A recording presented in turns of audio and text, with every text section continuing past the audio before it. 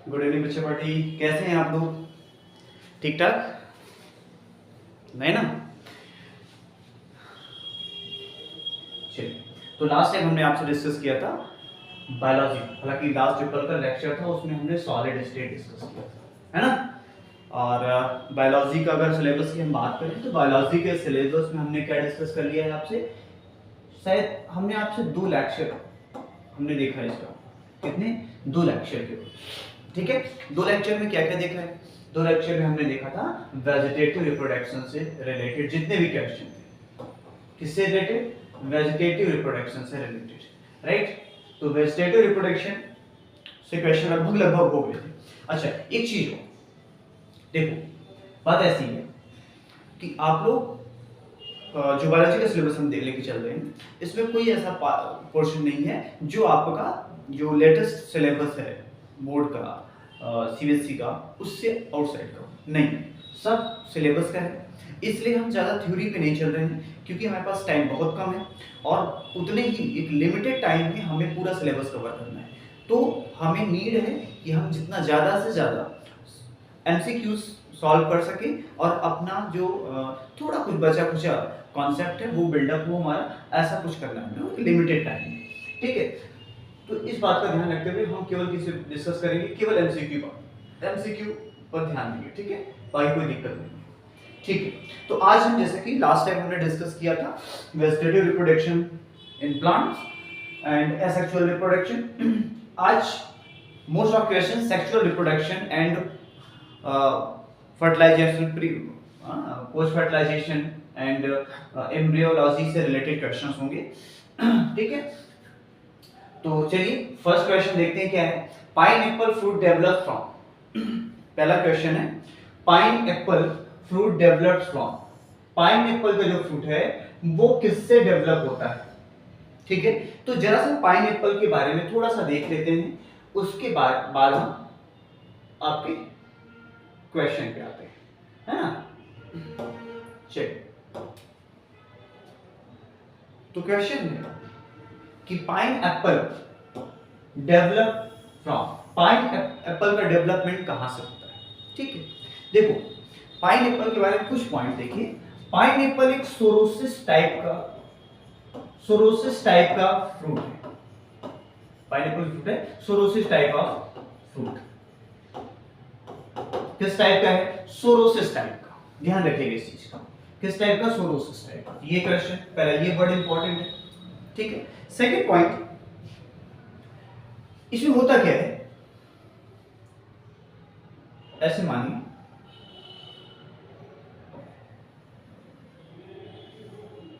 ठीक है, ऐसे फ्लावर को देखते हो आप, ठीक है। तो इसमें जो एक्सिस पेज लीव्स और ये वाला पोर्शन पूरा का पूरा क्या हो जाता है? कॉम्प्लेक्टली फ्रूट में कन्वर्ट हो जाता है, ठीक है। क्या कहते हैं? पूरा, ठीक। तो क्या होता है पूरा का पूरा फ्रूट? देखिए होता क्या है कि इसमें फ्लावर, क्या फ्लावर है ना, फ्लावर पेटल्स के साथ, किसके साथ? पेटल्स के साथ कंबाइन होकर के, है ना, फ्रूट में कन्वर्ट होता है। किसमें? फ्रूट में। और किस टाइप से? इसको बोलते हैं हम spike inflorescence. Spike inflorescence, spike inflorescence, inflorescence, INCE, spike inflorescence, जिसमें क्या होता है? फ्लावर पेटल्स के साथ, बाकी जो ऊपर वाला पार्ट है वो पेटल्स के साथ कंबाइन होकर के फ्रूट का फॉर्मेशन करता है, ठीक है। इसको कोई दिक्कत? ठीक है। तो ये बात हुई किसकी? अब यहां देखो, मैंने पहले बोला क्या हो जाता है? कॉम्पैक्ट टाइप का। तो देखो यहाँ पे क्लस्टर, क्लस्टर का मतलब क्या? ग्रुप, ठीक है। तुमने बोला ना फ्लावर पेटल्स, तो clusters of the cluster of compactly bond flower on a common axis, on a common axis. तो इसका सही ऑप्शन क्या होगा? Cluster of completely bond flower on a common axis. तो 2-3 वर्ड यहां पे ध्यान रखिएगा, कहां से डेवलप होता है? Spike inflorescence. किस टाइप का फ्रूट है? सोरोसिस टाइप का। और होता क्या है? फ्लावर एंड पेटल्स, नीचे वाला जो पार्ट होता है पूरा कंबाइन होकर के कॉम्पैक्टली क्या करता है, फ्रूट का फॉर्मेशन करता है। ठीक है, आगे चलते हैं। सेकंड क्वेश्चन है कि विच one of the following is surrounded by cellulose wall, इसमें से कौन सा है जो सेलुलोज वॉल के द्वारा कवर्ड रहता है। ठीक है, देखिए क्या है यहां पर, माइक्रोस्पोर मदर सेल पहला ऑप्शन, ध्यान सुनिएगा, male gametes, egg cell and pollen grains, इनकी तो बातें नहीं करनी। चलो देखो, तो ये जो आपका पॉलिन ग्रेन्स है इसकी बात करोगे तो यहां पर क्या है, दो न्यूक्लियाई। अब इन दो न्यूक्लियाई के बीच में क्या है, दोनों न्यूक्लियाई के सराउंडिंग क्या है, पहली लेयर जिसको बोलते हैं क्या, इंटाइन, क्या बोलते हैं, इंटाइन। और जो सेकंड लेयर है, सेकंड लेयर को क्या बोलेंगे, सेकंड लेयर जो है इसके सराउंडिंग में सेकंड लेयर बोलते हैं एक्साइन, क्या बोलते हैं, एक्साइन, इंटाइन एंड एक्साइन। ठीक है, तो इंटाइन और एक्साइन में ये जो एक्साइन वाला पार्ट है ये क्या है, ये एक हार्डेस्ट मटेरियल से बना होता है, किससे, हार्डेस्ट मटेरियल से, ठीक है, पोलेनिन से, ठीक है, पोलेनिन से, ठीक है। और ये इंटाइन है, ये तो सेलुलोज, तो इनर पूरा लेयर नहीं है यहाँ पे, है ना। तो अब दूसरा इनकी बात ही नहीं करनी है हमें, इनकी कोई बात नहीं। माइक्रोस्पोर मदर सेल एक ऐसा ऑप्शन है जो होती क्या होती है, वो कवर होती है किससे, सेलुलोज से। ठीक है, तो सही ऑप्शन क्या होगा इसका, माइक्रोस्पोर मदर सेल। ठीक है, माइक्रोस्पोर मदर सेल इसका सही ऑप्शन होगा। ठीक है, ध्यान रखिएगा यहां पर ये इनर साइड, इनर में है ना, इनर पार्ट है जो किससे बना हुआ है, सेलुलोज से कवर है, पूरा नहीं, केवल इनर वाला, है ना। चलिए नेक्स्ट देखिए, एक चीज बच्चा, I think something missing here, this is sporopollenin, sporopollenin not only pollen. ठीक है, स्पोरोपोलिन हार्डेस्ट मटेरियल जिस पर ना तो एसिड का कोई इफेक्ट है, ना तो इस पर एसिड का कुछ कर सकता है इसका, ना तो बेस कुछ कर सकता है, ना तो इस पर किसी प्रकार का इन्वायरमेंटल फैक्टर का कोई इफेक्ट है। ठीक है, कुछ भी नहीं हो सकता इसका, हार्डेस्ट मटेरियल है। चलो, तो डबल फर्टिलाइजेशन किस में पाया जाता है, ध्यान से देखो, एंजियोस्पर्म में, टेरिडोफाइट्स में, जिम्नोस्पर्म्स में या ब्रायोफाइट्स में। तो देखो डबल फर्टिलाइजेशन होता क्या है, पहले ये देखो बच्चे,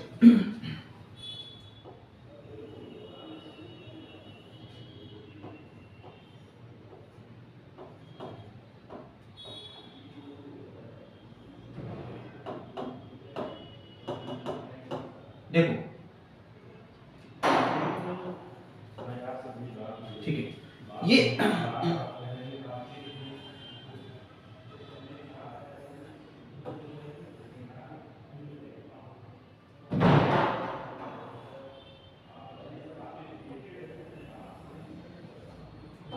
कुछ इस तरीके का स्ट्रक्चर,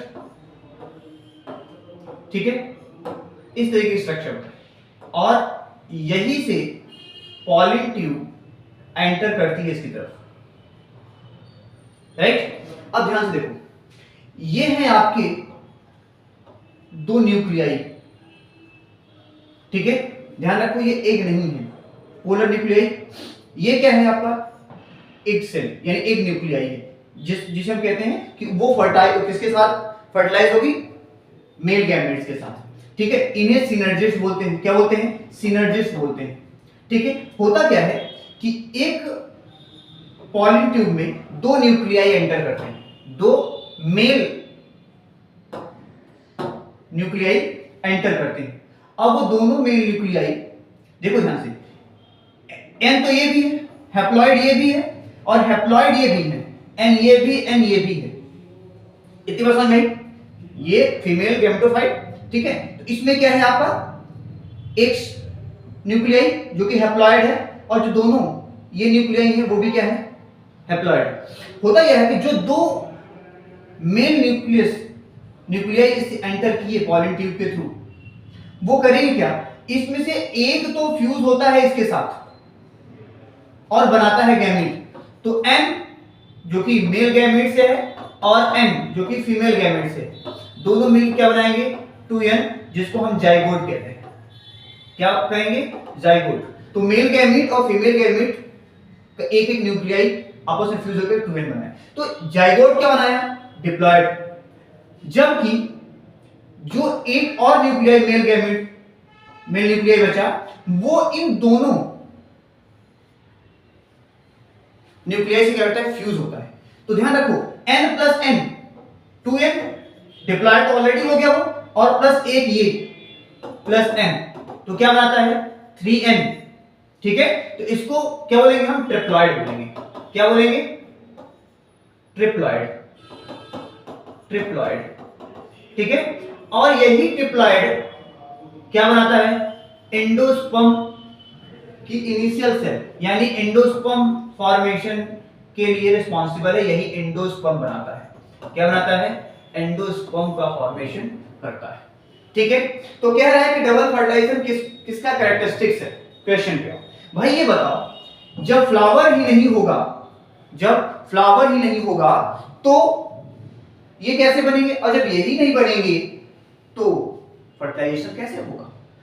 तो बताओ किसमें, कौन है फ्लावरिंग प्लांट जिसमें से, जिसमें मेल एंड फीमेल गैमेट्स बनते हैं? तो वो कौन सा है?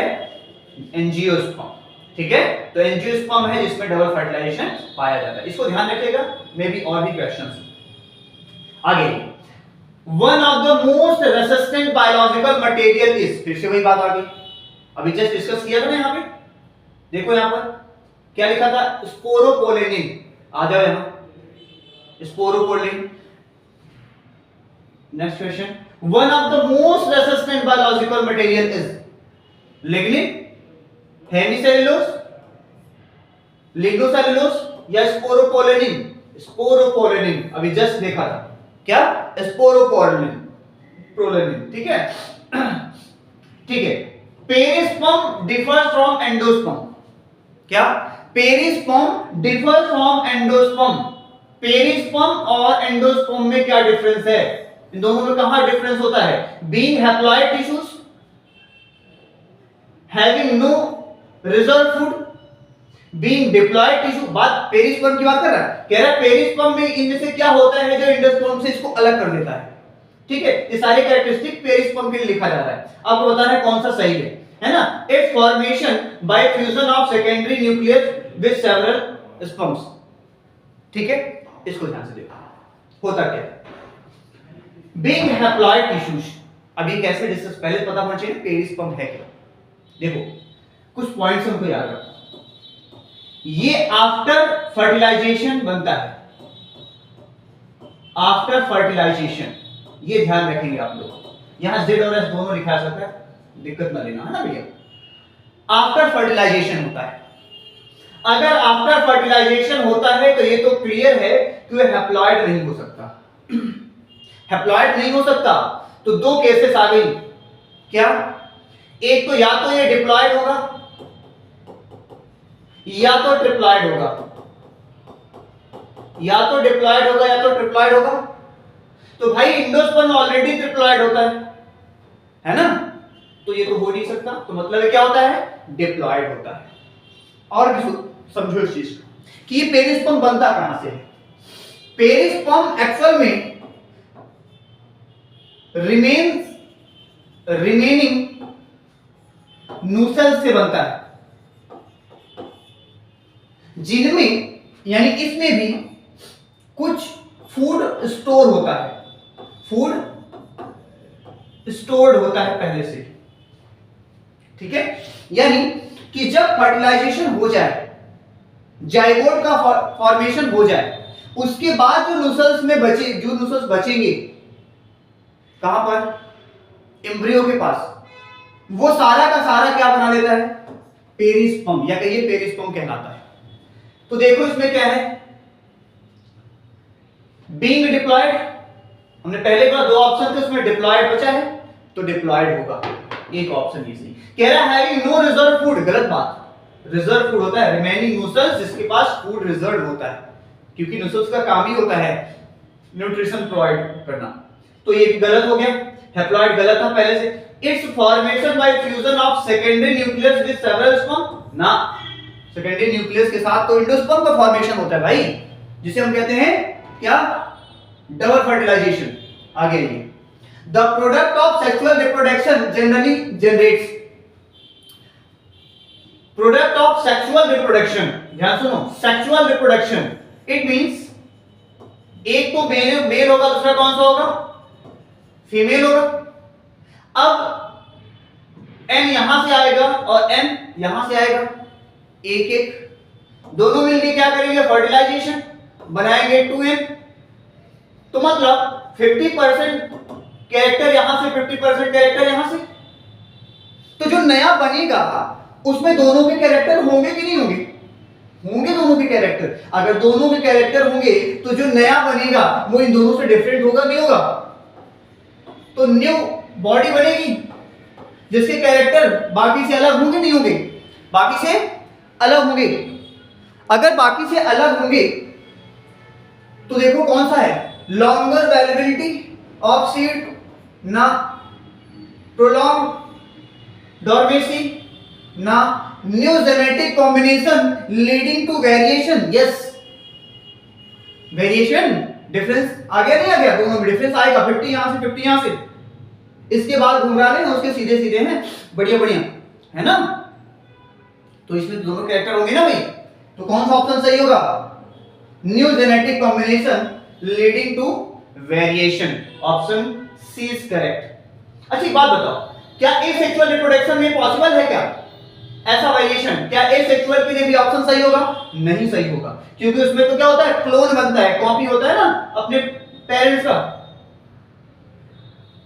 इन which one of the following pollination is autogamous, इसमें से किसमें पॉलिनेशन ऑटोगेमस टाइप का होता है, खुद से, खुद से। तो यहां एक ट्रिक याद कर लो, क्या ट्रिक है, देखो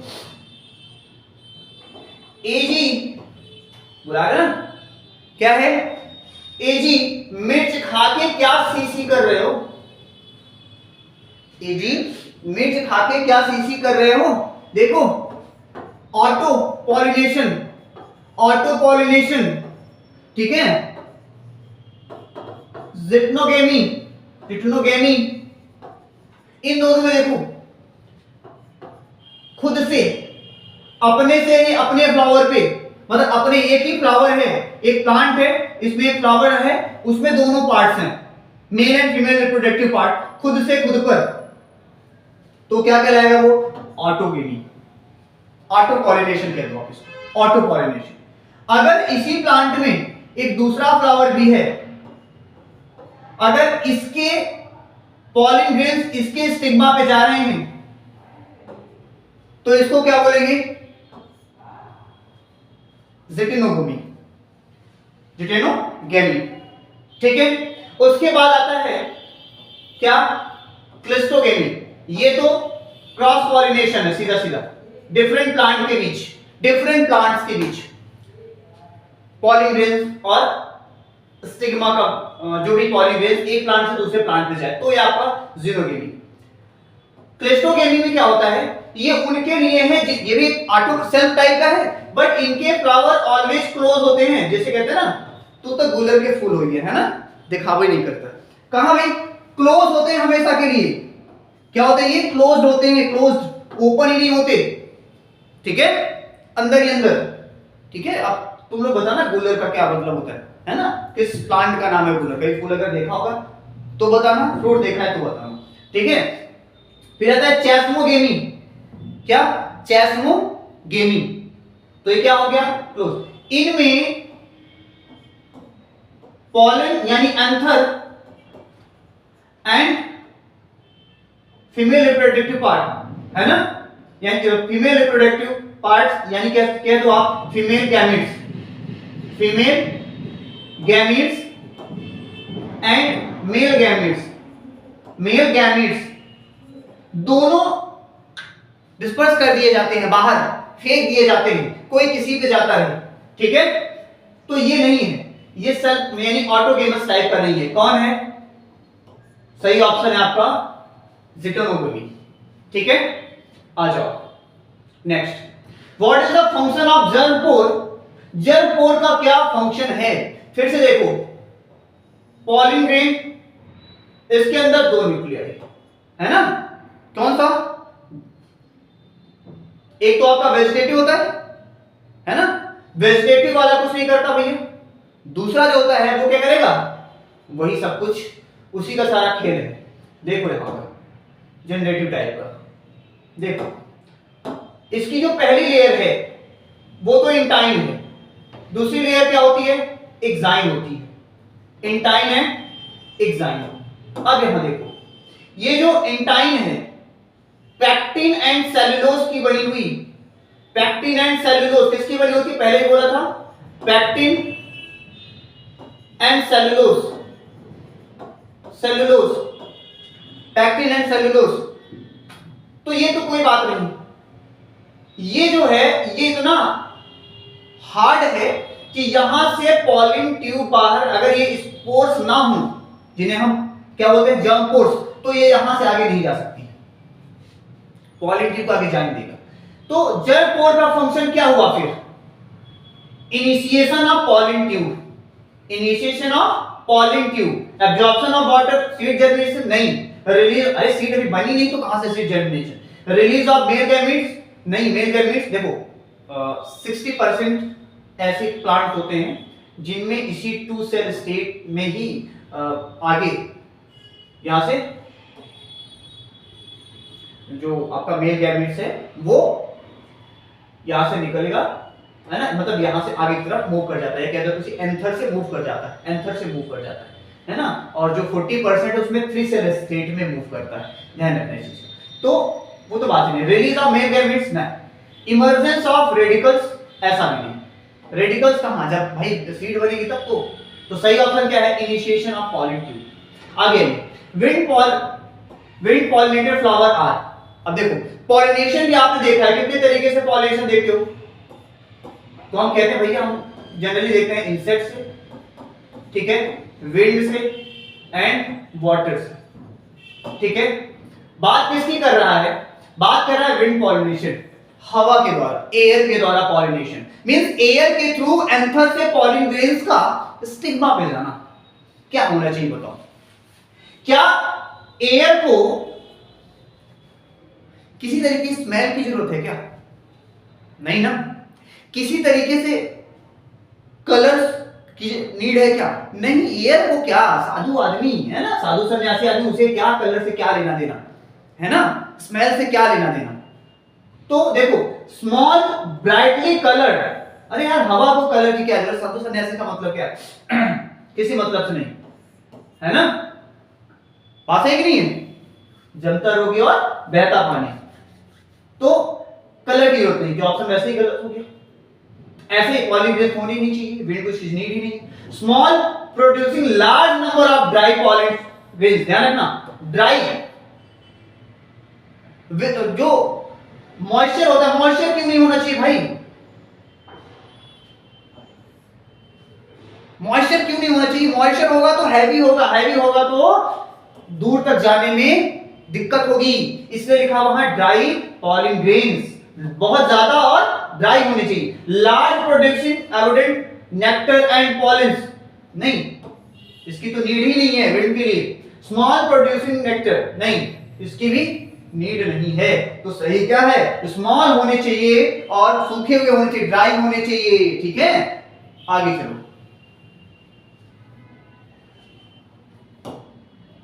विच one of the following statement is correct? इसमें से कौन सा स्टेटमेंट सही है?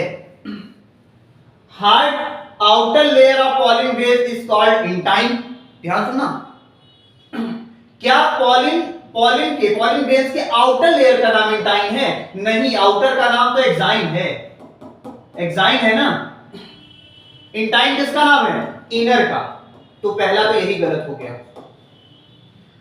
स्पोरोजीनस टिश्यू इज हैप्लॉइड, अरे भाई स्पोरोजीनस टिश्यू के बाद मियोसिस डिवीजन होता है, मियोसिस डिवीजन होता है भाई, तो अगर वो ऑलरेडी हैप्लॉइड होगा तो हैप्लॉइड्स का हेमी हैप्लॉइड बनेगा क्या? नहीं, यहाँ पे क्या होता है, ये डिप्लॉइड होता है, 2n होता है जो बाद में n बनाता है।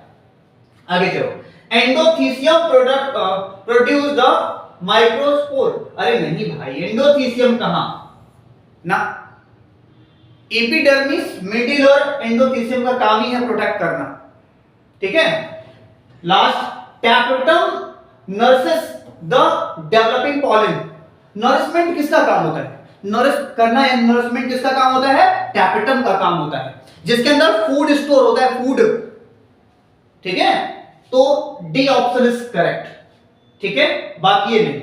आगे चलो, एपीपैटलस कंडीशन क्या है? एपीपैटलस कंडीशन क्या है? देखो, एपीपैटलस कंडीशन ये होता है, कुछ फ्लावर्स में पैटल्स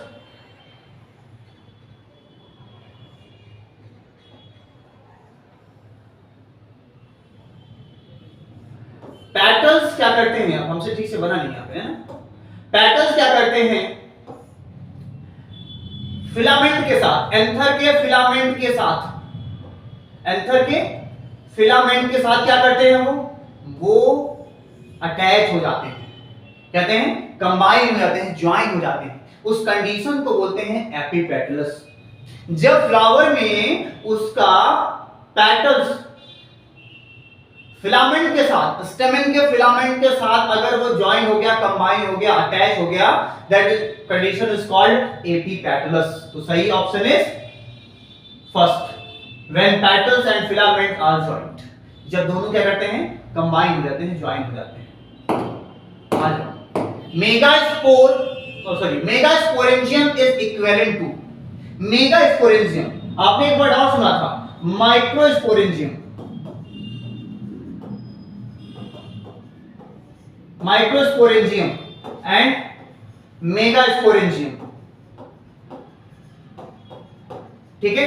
मेगास्पोरेंजियम क्या, ध्यान देखो, मेगा मतलब क्या, बड़ा। वैसे भी जानते हो नखरे किसके सबसे ज्यादा होते हैं, बाकी तुम समझदार हो सभी। मेगास्पोर बोलते हैं फीमेल गैमेट्स को, फीमेल गैमेट्स को मेगा, है ना। मेगास्पोर मदर सेल, ठीक है, और microspore mother cell. Megaspore female reproductive part, ठीक है। तो कह रहा है megasporangium is equivalent to fruit. अरे फ्रूट कहां, फ्रूट तो तब होगा जब फर्टिलाइजेशन हो रहा है। नूसेल्स कहां बना था भाई, बना तो इसी में था, लेकिन उसके साथ कुछ और भी होता है तब तो मेगास्पोरेंजियम कहलाती है, अकेले उसे थोड़ी ना। एम्ब्रियोसैक ना, एम्ब्रियोसैक भी नहीं, वो तो बाद में, फर्टिलाइजेशन के बाद। बचा क्या, ओव्यूल। तो ovule is also known as the megasporangium, ठीक है। आगे चलिए, male gamete in angiosperm are formed by division of. Male gamete का फॉर्मेशन किसके डिवीजन के बाद होता है?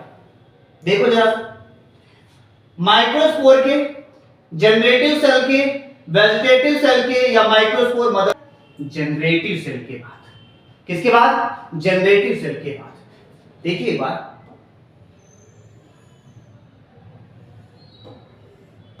ऐसे स्ट्रक्चर कई बार बना चुका हूं, इंटाइन एग्जाइन।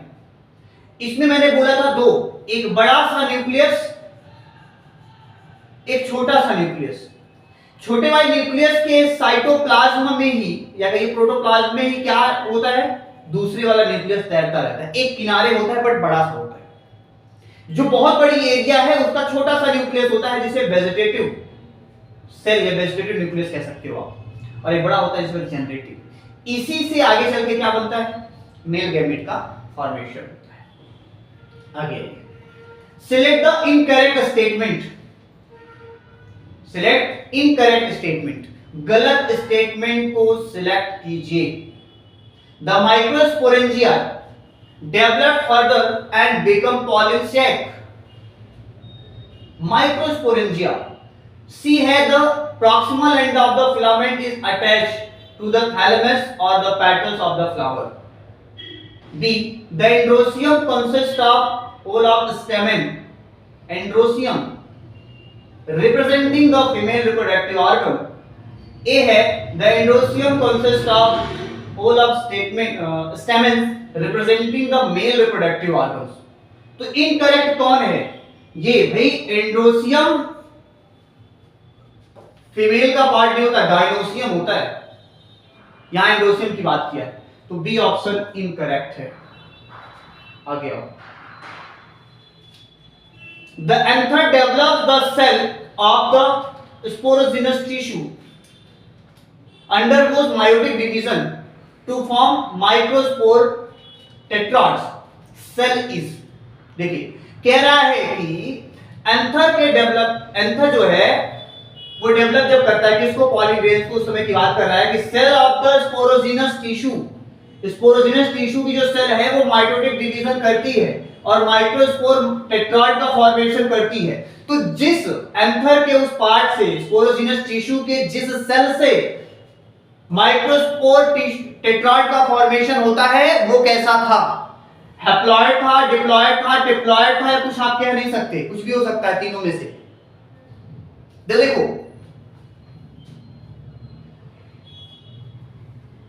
हैप्लॉइड अगर होता, ध्यान सुनो, स्पोरोजिनस टिश्यू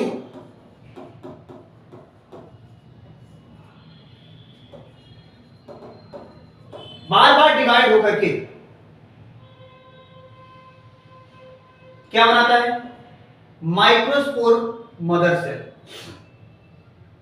और उससे चल के फिर क्या बनती है? टेट्राड।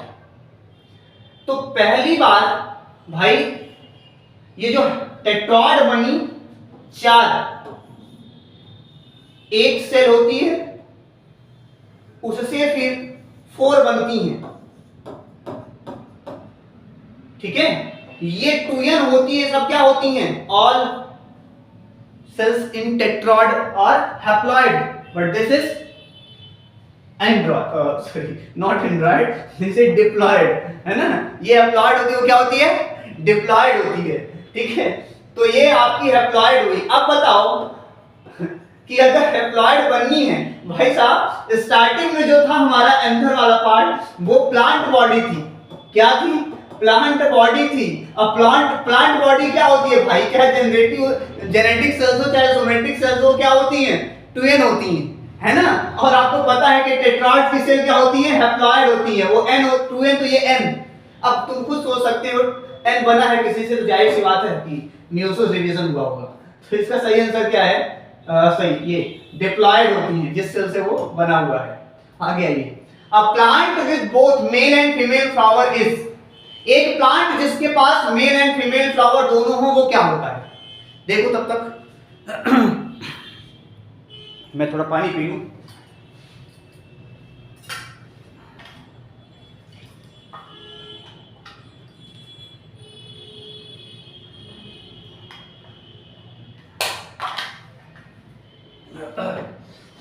चलो, कह रहा है plant with both male and female flower, उसे क्या बोलेंगे? जिसके पास मेल एंड फीमेल फ्लावर दोनों हो उस प्लांट को क्या बोलेंगे हम? देखो उस प्लांट को क्या डाइसियस, मोनोसियस कह सकते हो क्या? नहीं कह सकते, है ना। बाइसेक्सुअल तो है नहीं, दोनों फ्लावर है उसके पास, तो बाई तो पॉसिबल नहीं है ना। फिर क्या है? मोनो भी इसमें नहीं है। क्या होगा? कुछ मिस्टेक लग रही क्या? Plant with both male and female flower is, अच्छा दो ऑप्शन है, चलो कोई नहीं। फ्लावर की बात कर रहे हैं, जिसको हम क्या कह सकते हैं? मोनोसियस बोलेंगे। क्या बोलेंगे? मोनोसियस बोलेंगे, डाइसियस नहीं कह सकते। सेम में होता तो कह सकते, है ना। सही ऑप्शन क्या होगा? मोनोसियस, उसे मोनोसियस कहते हैं, है ना। डाइसियस एंड मोनोसियस, तो मोनोसियस होगा। Exine is made up of question mark, intine is made up of question mark. तो exine is made up of what?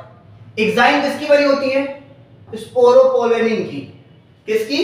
Sporopollenin की। और इंटाइन किसकी बनी होती है? क्या? पैक्टिन एंड सेलुलोज की। तो ये है इंटाइन और ये है एक्साइन। तो ऑप्शन कौन सा सही होगा? A. Option A is correct. आगे आ जाओ। पॉलिन सेक किससे बनती है? ऐसा कौन है जो पॉलिन सेक का आगे डेवलपमेंट होकर यानी डेवलप होकर के पॉलिन सेक में कन्वर्ट हो जाता है? ठीक है? नहीं। एक एंथर में, याद सुनना, एक एंथर में आप कहते हो एंथर इज बाइलोब्ड। क्या होता है? बाइलोब्ड। कैसा होता है? बाइलोब्ड, है ना? अब बाइलोब्ड है, एक लोब ये, एक लोब ये। उसके अंदर लोब की जो कैविटी है, ध्यान सुनना, लोब 1 लोब 2, लोब की जो कैविटी है that cavity is known as theca. तो प्रत्येक लोब में 2 थीका होती है। अगर मैं इनका यहां से कट करें तो हमें कुछ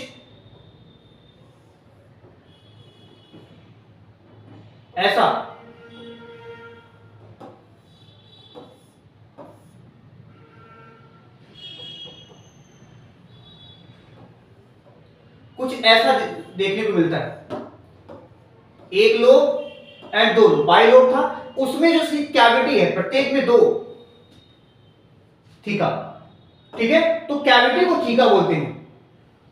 थैलेमस वो तो जहां पर स्टेमन जाके अटैच होता है ना, उसको थैलेमस बोलते हैं। Microsporangium and anther. एंथर तो पूरा है भाई, तो बचा क्या? माइक्रोस्पोरेंजियम। तो माइक्रोस्पोरेंजियम वो पार्ट है जो आगे चल के किसमें कन्वर्ट हो जाता है? पॉलिन सैक में। ठीक है? आगे ध्यान रखिएगा। चलो, कह रहा है कि microspore mother cell MMC meiosis division करके माइक्रोस्पोर का फॉर्मेशन करती है। उसके बाद कौन सा डिवीजन होता है कि ये, और उसके बाद गैमीट का फॉर्मेशन हो जाता है? आपको बताना है कौन सा डिवीजन होगा। देखो, मियोसिस डिवीजन हो गई। क्या हो गई? मियोसिस डिवीजन तो हो चुकी है। माइक्रोस्पोर मदर सेल 2n होती है क्योंकि वो कहां से आई है? स्पोरोजिनस टिश्यू से आई है। तो स्पोरोजिनस टिश्यू से आई है, मतलब स्पोरोजिनस टिश्यू क्या था? 2n था। उसके माइटोटिक डिवीजन से क्या हुआ? माइटोसिस के थ्रू माइक्रोस्पोर मदर सेल बनी। अब माइक्रोस्पोर मदर सेल से मियोसिस हुई, मतलब ये क्या हो गया? n। अब n से तुम मायोसिस तो कर नहीं सकते, सॉरी मियोसिस डिवीजन तो कर नहीं सकते। मियोसिस डिवीजन अगर करोगे तो ये अगर n है तो ये n/2 हो जाएगी ना। पॉसिबल है क्या? नहीं पॉसिबल है। कोई रोटी का टुकड़ा है क्या काट दोगे? या चॉकलेट बांट बांट के खाओगे? पॉसिबल नहीं है। तो मियोसिस तो हो नहीं सकती, तो क्या बनेगी फिर? Mitosis division. क्या? Mitosis division. Mitosis division. दूसरा देखिए, जनरेटिव एंड वेजिटेटिव बन चुके हैं, उसके बाद आपको गैमीट का फॉर्मेशन करना है। तो ये भी क्या होगा भाई? ये भी क्या होगा? वही n है यहां पे, n से n, n से n, तो दोनों क्या होंगे? माइटोसिस होंगे। तो option B is correct. Option B is correct. Example of tuber. Tuber का एग्जांपल क्या है? वेजिटेटिव वाले क्वेश्चन है। ट्यूबर के एग्जांपल क्या हैं भाई? ये तो बल्ब का एग्जांपल है ना, बल्ब, अंडरग्राउंड स्टेम। ये क्या है? राइजोम। क्या? राइजोम। अब यहां स्पेलिंग मिस्टेक हो रही है, मुझे ध्यान नहीं आ रहा। ठीक है, सही करिएगा। स्पेलिंग बहुत गलती होती है भाई, बच्चे बहुत इंसल्ट करते हैं सर। पोटैटो एंड कसावा, ये दोनों के दोनों ट्यूबर के पार्ट हैं, ट्यूबर के एग्जांपल हैं, मतलब मॉडिफाइड स्टेम, अंडरग्राउंड स्टेम जिसका नाम है ट्यूबर। तो इसमें कितने हैं? 1 2। तो option 2 is 2। Potato and cassava दोनों के दोनों ट्यूबर मॉडिफाइड स्टेम के एग्जांपल हैं। चलो, which are example of bulb, इसमें से बल्ब का कौन सा एग्जाम्पल? देखो बल्ब क्या है, बल्ब भी एक स्टेम, मॉडिफाइड स्टेम है, जिसमें स्टेम जो है वो फूड को स्टोर करके थोड़ा सा मोटा तगड़ा खाते पीते घर का हो जाता है, और उसके बाद लीड उसके चारों तरफ उसको कवर कर लेती है। ठीक है, तो ये भाई गार्लिक में होता ही है, लहसुन होता ही है, देखे ही हो तुम लोग, ओनियन में होते हैं, प्याज में ऐसा होता ही है, तुम देखे ही हो। बचा क्या? लिलीज, लिलीज में भी होता है बेटा, लिली का फ्रूट देखा, देख लेना, वो जो बैर खाते हो ना, बैर है ना, बैर। एक अच्छी बात तुम्हें बताते हैं, हमने देखा है कि सीरीज में इसे बढ़िया सेल किए जाते हैं अच्छे खासे दाम पे, और हमारे यहाँ तो इसमें खाना से बहुत मिलती है, मीठी मीठी एक एक से। चलो देखते हैं, which are the modified stem which grow into new plants and help in vegetative reproduction। इसमें से कौन सा स्टेम का मॉडिफाइड पार्ट है जो नया प्लांट बनाता है? देखो ये भी कॉर्न भी, ये भी है, राइजोम है ही जिंजर में पाया जाता है, बल्ब आपने देख लिया, ट्यूबर देख ही लिया है आपने, ऑल ऑफ दीज सब के सब किसके हैं? बल्ब के ही एग्जांपल हैं सारे के सारे। दे आर, देखो बल्ब के 4 मॉडिफिकेशन होते हैं, 4 type of modification. Underground, underground जिसको कहते हैं, aerial, sub aerial, sub aerial है ना, और बल्ब। आप ऐसा कर सकते है ना। चलो, they are fleshy bud produce on the axial prologue leaves in place of axillary bud, they grow to form new plants when set and fall on the ground. देखो सुकर्स, अरे सकर सुकर जो भी पढ़ो यार, ये क्या है? ये भी ये तो स्टेम है, स्टेम है, ठीक है, लेकिन ये एक्सिलरी बड की जगह पे बनने वाली बड नहीं है। ये मान लो एक लीव्स है, यहां पे निकलती है एक्सिलरी बड, अब इसकी जगह पे एक फ्लैशी बड बनने लगे, इसकी जगह पे क्या बनने लगे? एक फ्लैशी बड बनने लगे, और वही बड फिर अलग होकर के क्या बना रहे? एक नया प्लांट। तो नहीं, इसको सुगर नहीं कहते, इसको क्या बोलते हैं? बुलबिल्स कहते हैं। क्या होते हैं? बुलबिल्स कहते हैं, ध्यान रखिएगा, है ना। फ्लैशी बड उसे क्या बोलते हैं? जो एक्सिलरी बड की जगह पे बनती है, दैट इज कॉल्ड बुलबिल्स। ठीक है, आगे आओ। The small piece of any plant organ used for propagation is called, छोटी सी पीस काट के किसी का प्लांट को ग्रो करने में आप यूज करते हो, तो छोटे से पीस ऑफ प्लांट को क्या बोलोगे आप? लेयरिंग? नहीं, ये आर्टिफिशियल वेजिटेटिव प्रोपगेशन के सारे एग्जांपल हैं, मेथड्स हैं। लेयरिंग ना, कटिंग, हाँ, कट करके, अरे गन्ने को देखा है ना बोते हुए? नहीं देखा कभी? गांव में चले जाओ, देख के चले जाओ, ठीक है। कटिंग, ग्राफ्टिंग तो है नहीं, ग्राफ्टिंग में क्या करते हो? 2 प्लांट के पार्ट को आपस में जोड़ते हो, है ना, टेप वगैरह लगा के, तो ग्राफ्टिंग हो सकती। बूटी है नहीं, क्या है आपकी? कटिंग कहलाती है। ठीक है, स्मॉल पीस, छोटे छोटे टुकड़ों में काट लेते हैं गन्ने को, फिर उसको क्या करते हैं? जमीन में दबा देते हैं, नया प्लांट बन जाता है। ठीक है, उसको बोलते हैं cutting. Flower is modified form of, flower क्या है? फ्लावर तो है नहीं, रूट तो है नहीं, लीव्स तो है नहीं, है क्या? सूट। हालांकि लीव्स का भी पार्टिसिपेशन फ्लावर में है, ध्यान रखिएगा, लेकिन सही पार्ट क्या है? सूट। सूट मतलब लीव्स, लीव्स प्लस स्टेम को हम कहते हैं सूट, है ना। तो फ्लावर क्या है? एक सूट है, मॉडिफाइड सूट। बुलबिल्स रिलेटेड टू, बुलबिल्स किससे रिलेटेड है? स्टेम से, रूट से, लीव से, सूट से। बुलबिल्स अभी बोला था तो वो स्टेम से रिलेटेड है। Which of the following fruit, देखो कई सारी जगह यहाँ पे लीव्स भी दी होती है लेकिन लीव्स नहीं, ये मॉडिफाइड स्टेम है। Which of the following fruit is a case of parthenogenesis. Parthenogenesis क्या होता है? Fruit without fertilization, fruit without fertilization, fertilization. एक एग्जांपल तो हम तुम्हें एनिमल में बताते हैं मतलब हनी बी, हनी बी मालूम है? एक हनी बी की कॉलोनी में 3 प्रकार के लोग रहते हैं। एक अकेली क्वीन, फिर ड्रोन, और होता है कौन से? जो लेबर हैं, वर्कर्स जिसको बोलते हैं, क्या बोलते हैं? वर्कर्स। तो 3 टाइप के होते हैं। क्वीन केवल रिप्रोडक्शन करना, पूरी लाइफ, पूरा लाइफ रिप्रोडक्शन करना। ड्रोन केवल और केवल स्पर्म डोनर है। स्पर्म डोनर, मूवी याद आई?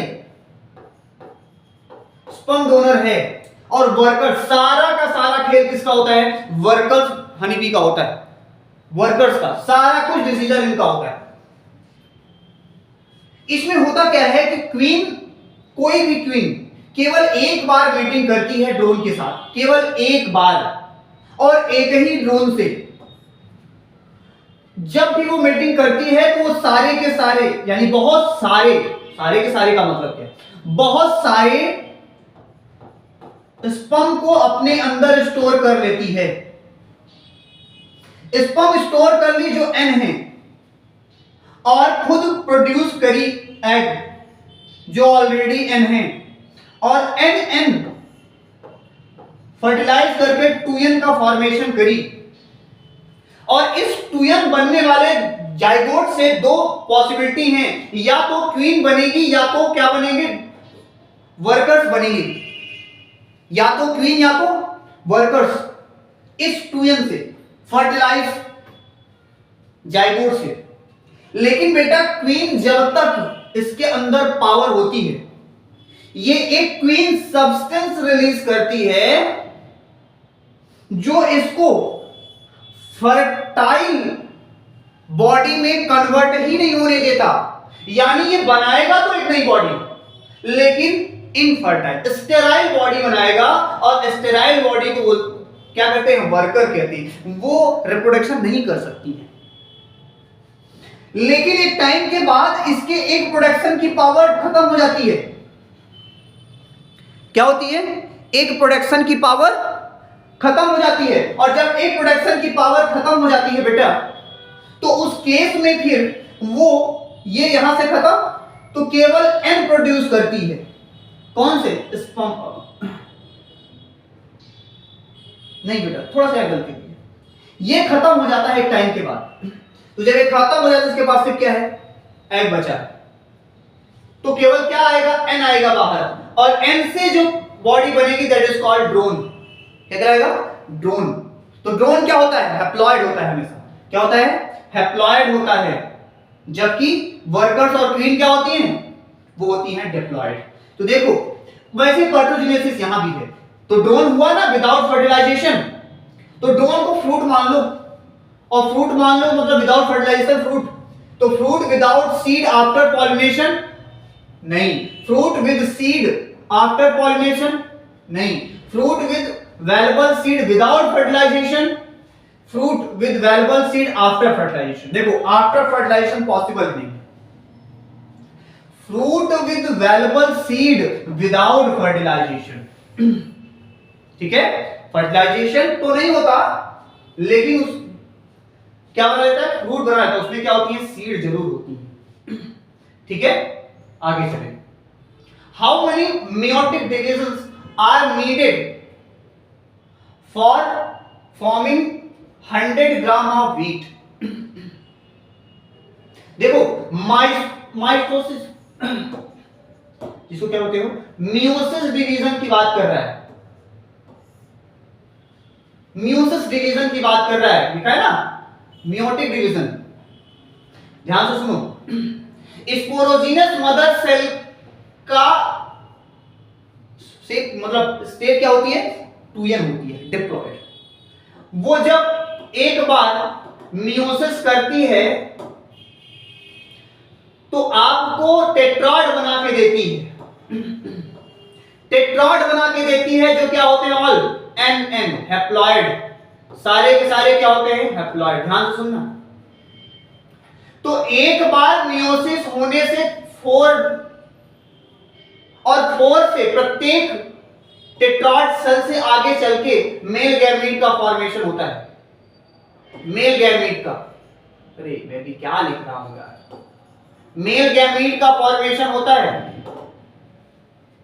तो अगर हमें 100 प्रोड्यूस करने, 100 ग्रेन्स ऑफ व्हीट, अगर मैंने ग्राम प्रोनाउंसिएट किया हो ध्यान रखना, थोड़ा सा उससे करेक्ट करना, 100 ग्राम ऑफ व्हीट,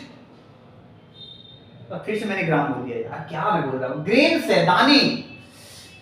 तो अगर आपको 100 ग्रेन्स बनाने हैं, मतलब कि 100 टाइम फर्टिलाइजेशन हुआ होगा, क्योंकि 100 फ्रूट्स बने हैं, तो 100 टाइम फर्टिलाइजेशन, 100 टाइम अगर फर्टिलाइजेशन हुआ तो 100 मेल गैमीट्स भी आए होंगे।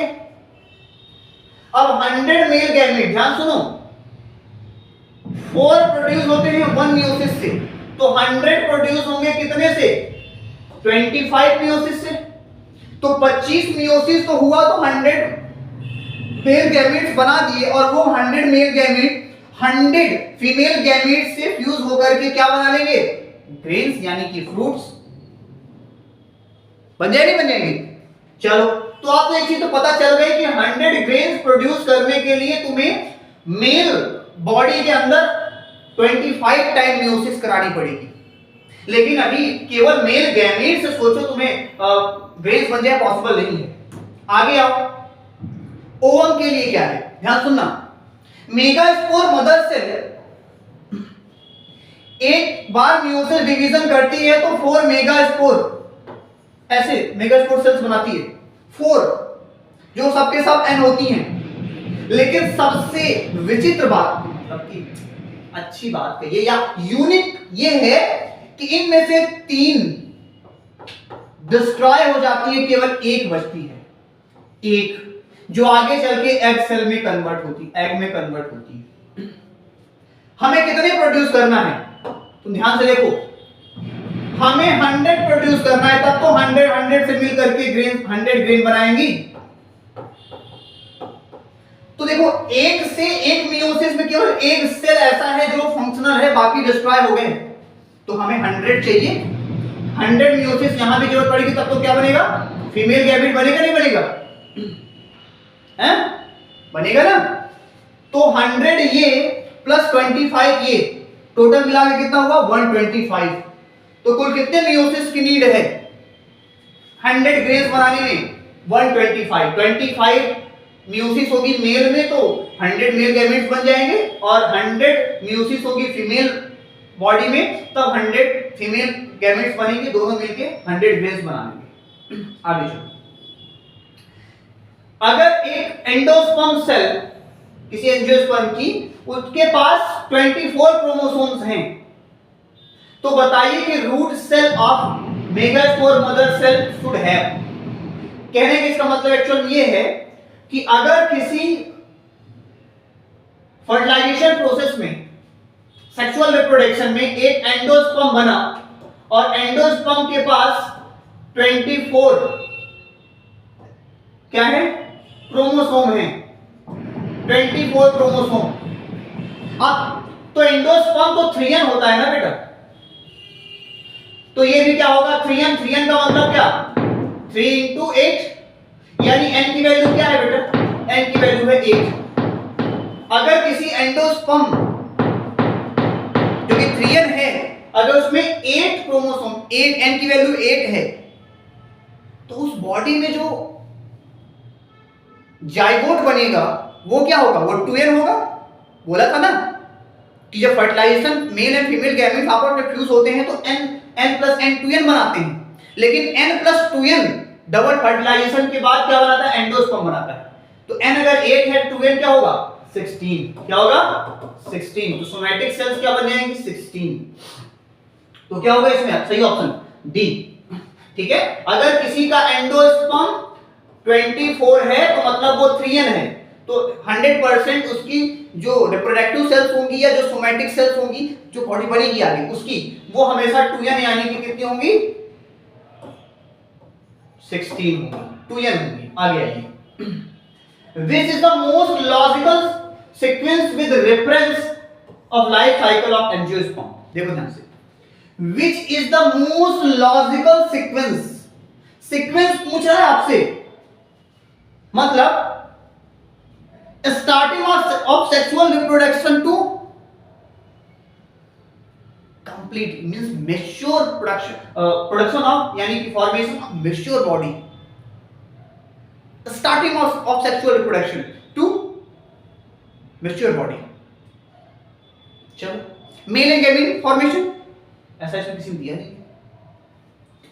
पॉलिनेशन, प्लांट के पास एक फ्लावर से एंथर स्टिग्मा पे गया, फर्टिलाइजेशन उसके बाद होता है, फर्टिलाइजेशन हो गया तो भाई जाइगोट बन गया तो सीड बनेगी, अब सीड बन गई तो भाई जर्मिनेशन होगा तब तो प्लांट बनेगा, और प्लांट बनेगा तो फिर से फूल आएंगे, फूल आएंगे तो फिर से पॉलिनेशन होगा, फिर से फर्टिलाइजेशन होगा, फिर से सीड फॉर्मेशन होगी, फिर से जर्मिनेशन होगा।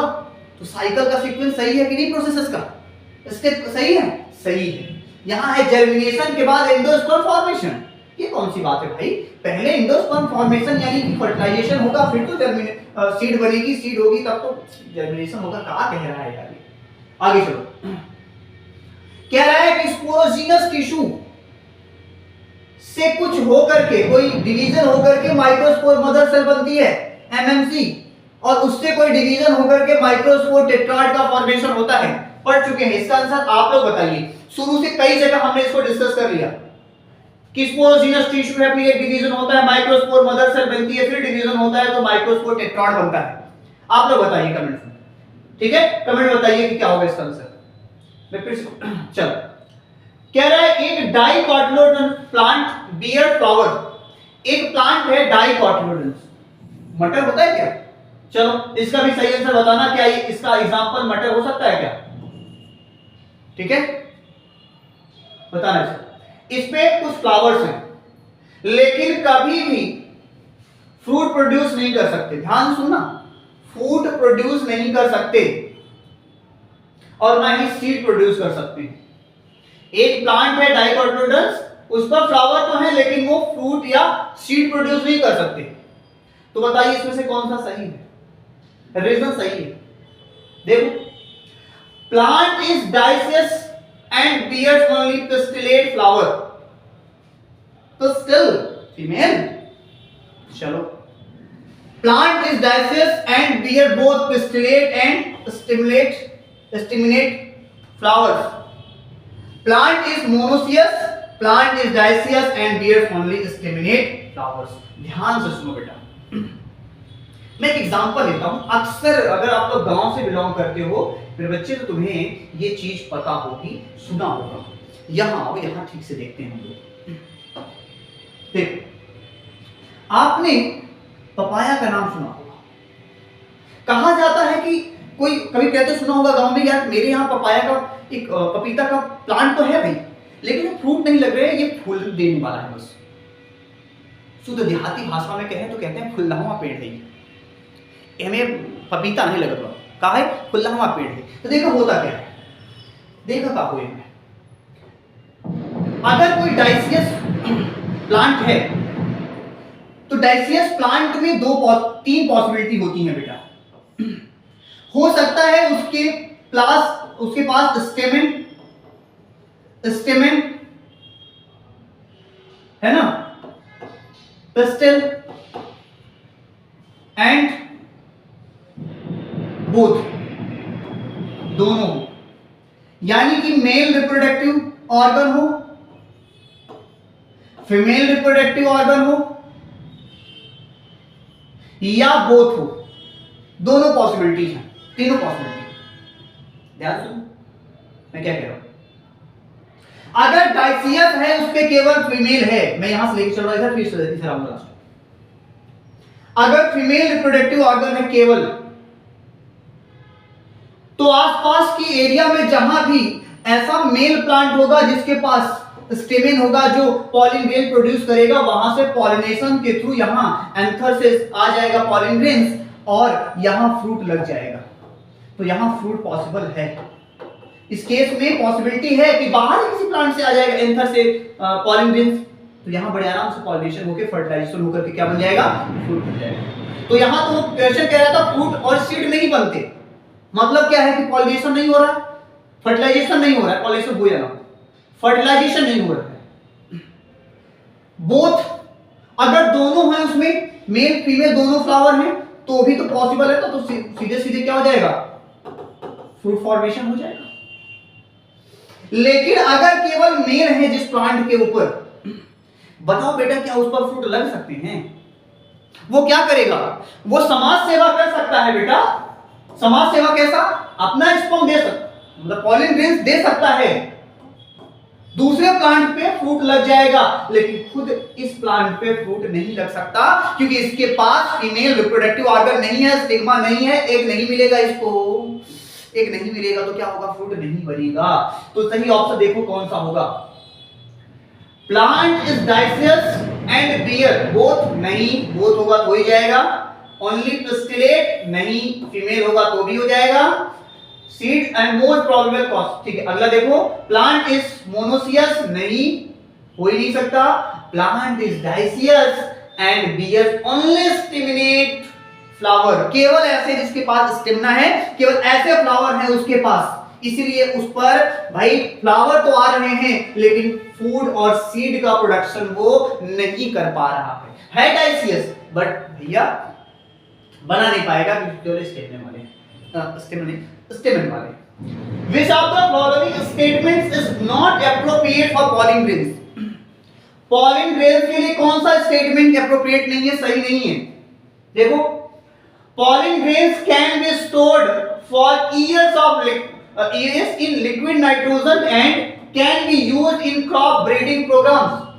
कह रहा है कौन सा सही नहीं है, एक जानकारी आपके बता दूं, for future purpose sperm, pollen grains और बहुत सारे सैंपल्स हम कहां पर, पोल्स पर स्टोर कर रहे हैं। देखो कंफर्म मुझे मतलब अभी नाम जगह वहां का नहीं याद आ रहा है, किस लेबोरेटरी का नाम क्या है उसका, बट थोड़ा सा सर्च करना, गूगल बाबा से पूछना। हम वेरी लो टेम्परेचर पर बहुत सारे सैंपल्स को स्टोर कर रहे हैं, क्यों? ताकि फ्यूचर में अगर नीड हो तो हम उनसे जर्मिनेट करा सकें, बॉडी बना सकें। ठीक है, तो ये ऑप्शन सही है पॉलिन ग्रेन्स के लिए। Pollen grains are rich in nutrients and can be used as a pollen tablets, as a food supplements. हाँ, ये अच्छे न्यूट्रिएंट्स होते हैं बेटा, इसलिए इनकी टैबलेट्स भी आती हैं। बी पॉलिन्स, उसमें से बी पॉलिन सबसे अच्छी, ये अवेलेबल है वेस्टर्न कंट्रीज में in the form of tablets. हाँ बिल्कुल। पॉलिन कंजम्पशन, देखो pollen consumption has potential inhibitory, गलत। अरे भाई एक तरफ हम न्यूट्रिएंट्स भी कह रहे हैं, एक तरफ इनहिबिटरी भी है ना, तो ये ऑप्शन आपके क्वेश्चन का सही आंसर ये है, क्योंकि ये पॉलिन्स के लिए सही नहीं है भाई। उसके अंदर पावर, अरे पावर होती थी एक जगह से दूसरी जगह, कैसे मूव करता है यार, ओवम तो अपनी जगह पड़ा रहता है ना, एक फीमेल एग वो तो कहीं जाता नहीं है, जिसके पास पावर होगी जो छोटा होगा वही तो जाएगा, तो उसके पास पावर होती। तो ये था आज का, है ना, आज के ये जो लगभग 33 क्वेश्चन हमने आज कवर किए। कल इस चैप्टर का लास्ट जो स्लाइड पीपीटी होगी वो आपके लिए, लास्ट लेक्चर आपके लेके आएंगे, ठीक है। वो आपको 60 क्वेश्चन की पूरी सीरीज होगी, ठीक है, और उसमें लगभग हम कोशिश करेंगे कि पूरे टॉपिक्स कवर हो, ठीक है, ताकि आपका एक बार फिर से रिवीजन हो जाए, ठीक है। तो चलिए, ठीक है, देखिए इसको पूरा फिर से रिवाइज करिए, है ना।